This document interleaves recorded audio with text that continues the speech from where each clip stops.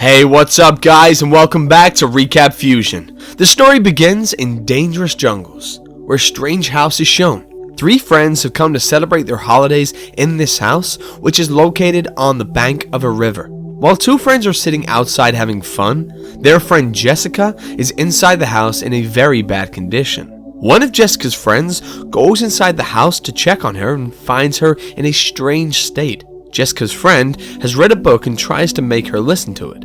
But something happens to her. She starts vomiting and her eyes change color. Suddenly, she separates her friend's hair from her skin and goes outside to separate her friend's head from her body. Jessica kills both of her friends, and then we see her flying in the air. Her remaining friend is crying, and the viewer may not yet understand who Jessica is and why this happened to the three friends. To find out what led to this tragedy, the story goes back. We see an old building and an apartment where a woman named Ellie used to live with her three children, apart from her husband. One night, Ellie's sister comes to her house. Ellie's sister's name is Beth, and she visits Ellie's house and brings gifts for her children. Beth also brings gifts for Ellie's husband, not knowing that Ellie does not live with him.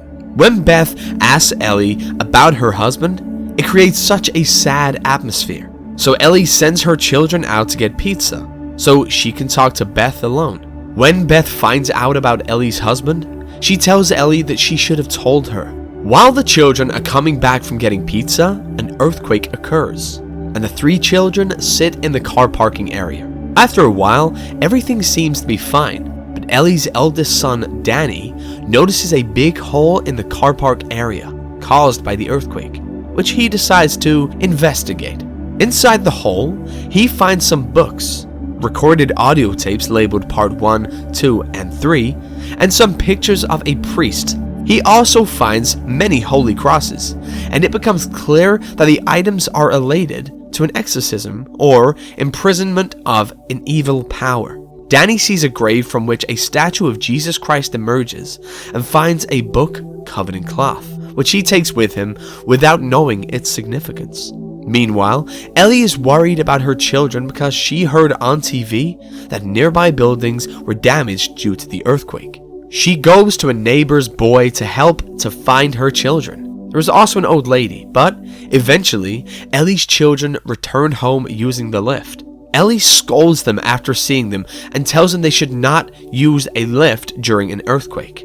After saying this, she was going to take clothes for her laundry by the lift. Danny took the book and the audio tapes he found and brought them to his room. He tried to open the book, but it wouldn't budge because the book was covered with sharp teeth. Looking at the book, it seemed as though it was someone's face, causing his finger to get stuck in the sharp teeth, resulting in bleeding that fell on the book. The surprising thing was that the book absorbed the blood inside, and that's when the book opened, revealing strange pictures of someone doing magic on someone else. Danny didn't read the book, but he started listening to the audio tapes. The first audio tape contained a father's voice explaining how they had tried to learn about the book with their friends, revealing a strange kind of magic, and the father explained where they had found the book. Suddenly, a demonic voice began to be heard from the radio, as though a black power was trapped inside trying to escape. Danny tried to stop the tape, but he couldn't, and the black power was released from the tape and possessed Ellie in the lift, breaking her bones and beating her mercilessly. Meanwhile, the light in their house also went out, and the pages of the books began turning on their own. When Ellie's daughter checked the light, there was light everywhere except for their house. This meant that whatever was going wrong was only happening in their house.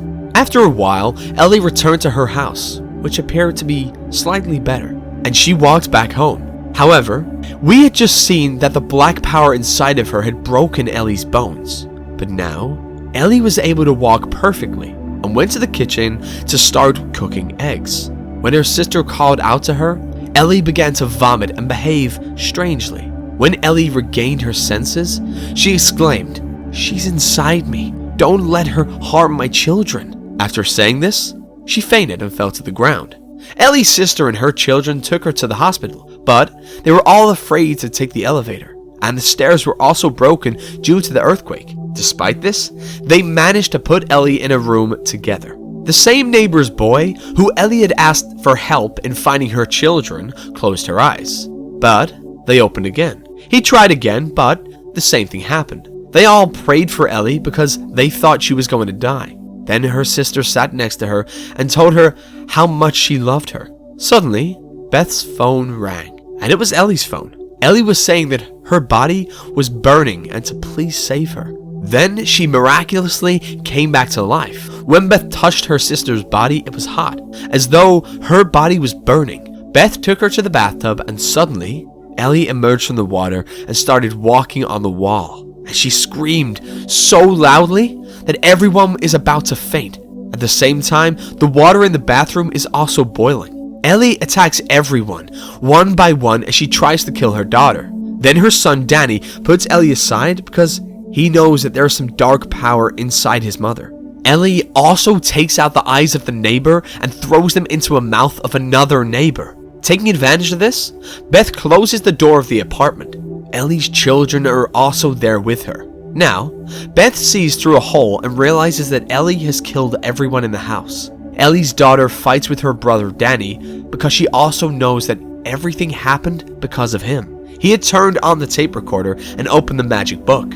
They are fighting each other. Meanwhile, Ellie's elder daughter is showing strange marks on her face and worms are coming out of her mouth. When Beth goes to Ellie's elder daughter, she finds her eating pieces of glass in the kitchen, which means that she is also in control of that dark power. She attacks Beth and tries to kill her sister, but her younger sister hits her with a doll on her head and saves her. Danny tells Beth everything, and she learns that all of this happened because of him. After knowing everything, Beth goes to Danny's room to listen to the last tape recorder. She puts on the headphones and starts listening to the tape recorder. When Beth listens to the third and last recording, she finally knows the whole truth. She knows that the book was given to a priest, Father, who wanted to read it completely. However, the church people removed him from the church because the book was demonic. It was made of human skin and written on with human blood, providing ways to call dangerous demons of hell. The father wanted to understand all these things, and now Beth was listening to the same information on the tape recorder. After hearing all of this, Beth became convinced. While in the kitchen, Ellie's elder daughter attacked Danny and burned him. When Beth was in the room with Ellie, she tried to fight her, but Ellie claimed that Beth couldn't defeat her easily. Only Beth and Ellie's younger daughter were left when Ellie was about to kill Beth. However, Ellie's younger daughter gave Beth a pair of scissors, which Beth used to stop her for a while. Beth was about to break the door with a gun, but Ellie woke up. Beth fired a bullet at Ellie, hitting her leg.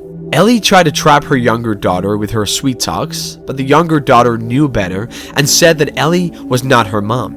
Those who Ellie had killed started coming back to life. Beth and Ellie's younger daughter had nowhere to run. Unfortunately, the lift was closed, and the door was also shut with the keys stuck inside the lift.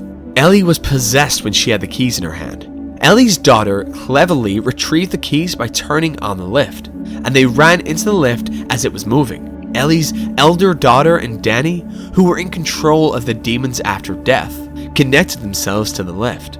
Their blood began flowing inside the lift as it moved.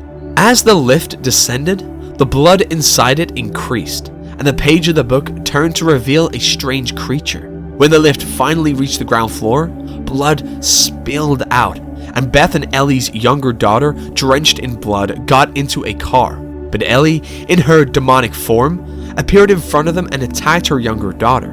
Beth took a chainsaw and fight back, but Ellie's elder daughter and Danny also joined the fray. Beth put the three of them in a grinding machine and killed them. It was a horrific scene, but Beth had no other choice. After killing the three members of Ellie's family, Beth took Ellie's daughter and left. However, the demonic black power was not over yet. The next day, Jessica, a girl who lived in the building below Ellie, came down from the same lift. She saw the blood and was about to call the police when the demon possessing Ellie came and controlled Jessica. This explains why Jessica killed her friends earlier in the story. The film ends with the demon still inside Jessica, and the audience is left to wonder about the destruction it might cause. And that's it for today's video. Please like, share, and subscribe to my channel. Take care.